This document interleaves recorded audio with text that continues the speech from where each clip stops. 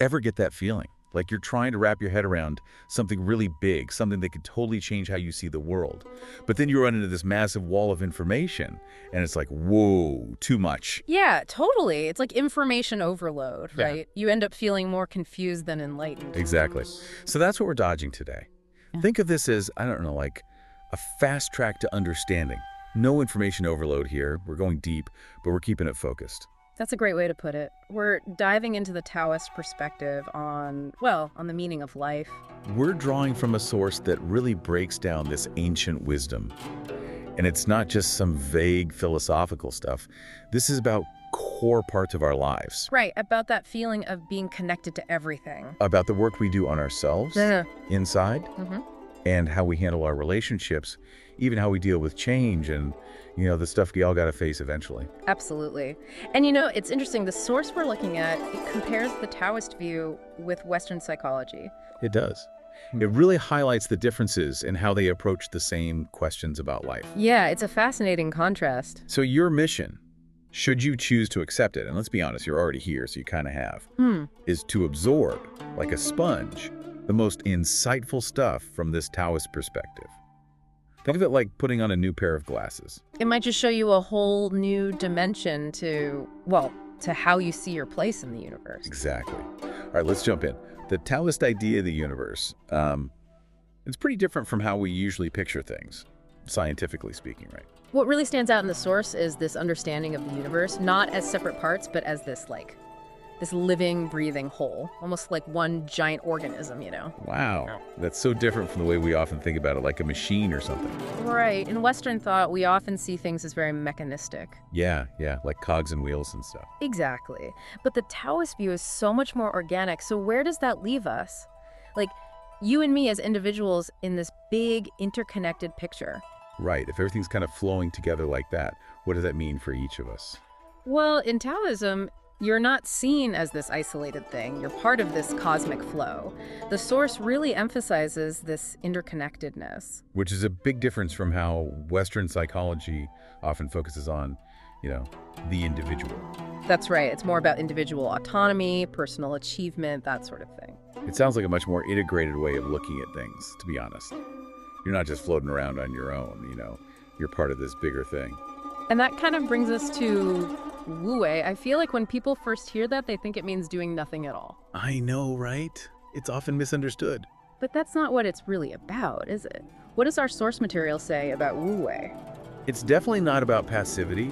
It's more about acting in harmony with the natural order of things. Like going with the flow, kind of. More like finding the path of least resistance.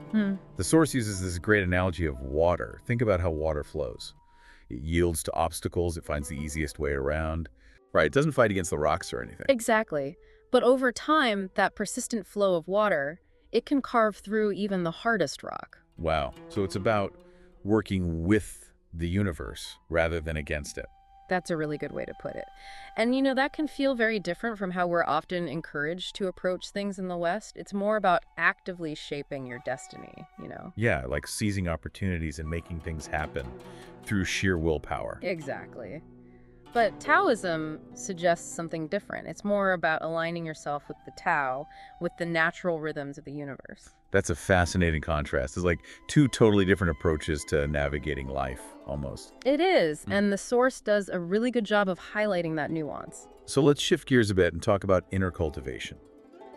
From what I understand, the Taoist approach to self-cultivation is not about trying to become a completely different person. No, it's not about transforming yourself into some ideal version, like a makeover or something. It's more about understanding and harmonizing with your true nature. Right. It's about getting to know your true self, the one that's already there deep down. And that sounds kind of similar to Jung's idea of individuation, actually. There are definitely some parallels. The source points that out too, like how Jung talks about integrating the conscious and unconscious parts of yourself. But is the Taoist approach the same as Jung's? Well, there's a subtle but important difference. Jung, he often framed individuation as this psychological journey. Like you're trying to reach a certain goal or something? Yeah, like achieving a complete and fully realized self. But from the Taoist perspective, it's not so much about reaching a destination. It's more about a return. A return to what? A return to your original authentic self. Oh, I see. So it's about peeling away the layers that are covering up who you really are. Exactly. It's about shedding the conditioning, the illusions that obscure your true nature. And that's where practices like Qigong and Taoist internal alchemy come in, right? I've always been curious about those. Yeah, they're fascinating practices. And the source emphasizes that they're not just about physical well-being. So there's more to it than just, doing some cool poses or breathing exercises. Much more. It's about harmonizing your personal energy, your ki, with the energy of the universe. Wow, that's a powerful idea. It's like creating this seamless connection between your inner world and the outer world. Exactly. It's about cultivating an inner landscape that reflects the harmony of the Tao. And that actually makes me think about mindfulness. Oh yeah, like the stuff that's become popular in the West. Exactly. And the source does mention how mindfulness practices, with their emphasis on non-judgmental awareness and finding that balance of energy, they have roots in these Eastern traditions. It's so interesting to see how those ancient ideas are still relevant today. And speaking of connections, let's talk about how Taoism views relationships. Because it sounds like it's not just about those one-on-one interactions, right? No, it's not just about individual exchanges or transactions. The source presents relationships as expressions of that same fundamental energy field we've been talking about. Right, so it goes deeper than just like keeping score or seeing things as purely transactional. It's more about recognizing that shared energy. Right. And there's this concept of Ren, often translated as benevolence or humaneness. Ren, okay? And Ren, as the source explains, has this deep meaning in Taoism. It goes beyond just being nice to someone. It's about recognizing the essence you share with everyone. The essence you share with everyone. Can you elaborate on that a bit? Sure. It's about understanding that beneath all the surface differences, beneath our individual personalities, we all have this same core essence. So Ren is about recognizing that common ground, that underlying unity. Wow. It's not just about tolerating people or respecting their differences. It's about seeing that we're all connected at a fundamental level. Exactly. And that can be a really powerful shift in perspective, especially when you compare it to how we often think about relationships in the West, with our emphasis on personal boundaries and individual rights. It's like two different ways of looking at the same thing. It is. And the source acknowledges the value of those Western frameworks. But Taoism offers this additional layer of understanding. It reminds us that we're not just separate individuals interacting with each other. We're expressions of the same universal energy. So all of this leads to a pretty big question. What does it all mean? What's the meaning of life from a Taoist perspective? Well, it's definitely not about achieving external things, not about wealth, status, or accomplishments. It's about something deeper. So it's not about chasing after all those things we're often told are important. Not really. The meaning, according to the source, lies in harmonizing with the natural rhythms of the universe. It's about aligning yourself with the Tao, with the way things are. And even their view of death is different, right? It's not seen as the absolute end.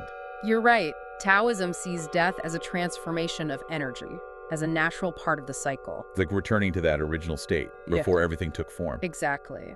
And the source makes this interesting connection to existentialism. Oh, like Sartre and all that. Yeah, you know how Sartre talks about the burden of creating meaning in a meaningless universe? I do, yeah. Like we're thrown into this world without any inherent purpose. Right. But from a Taoist perspective, that struggle to create meaning might be unnecessary.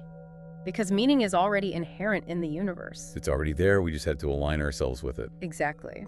So when you step back and look at all of this, how does it resonate with you? How does this Taoist perspective fit in with your own understanding of yourself and the world?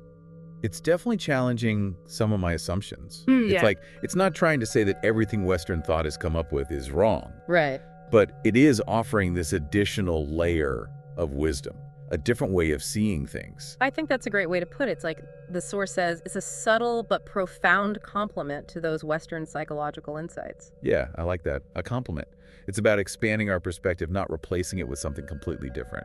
That's exactly it. It's an invitation to move beyond that purely individualistic viewpoint and recognize that we're part of something much bigger, much more mysterious. So, okay, let's say someone's listening to this and they're like, all right, this is all very interesting, but what does it mean for my everyday life?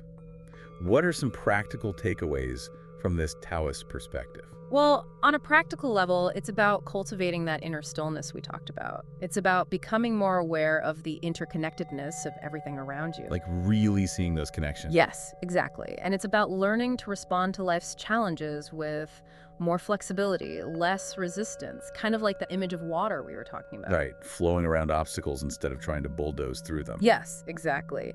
And I think one of the most significant takeaways is that it changes how you view personal growth. Oh, interesting. How so? Well, it's not about striving for achievement, about constantly pushing yourself to reach some external goal. It's more about aligning yourself with the natural flow of the Tao. So it's less about climbing a ladder and more about finding your place in the ecosystem. That's a beautiful way to put it. And you know, the Source ends with this really powerful metaphor. It invites you to see yourself not as a separate, struggling individual, but as a conscious note in the universe's endless symphony. Wow. That's a beautiful image. So to sum things up for you, we've gone on this deep dive into the Taoist perspective on the meaning of life, and we've uncovered some really insightful ideas. We've talked about the profound interconnectedness of everything, the importance of inner harmony, the Taoist approach to relationships, and the acceptance of change as a natural part of life. And hopefully you've had some of those aha moments along the way, and we didn't overload you with information. Exactly. We aim to distill those core insights in a way that's both clear and, well, hopefully a little bit inspiring. Thanks for joining us for this deep dive. We'll see you next time. See you then.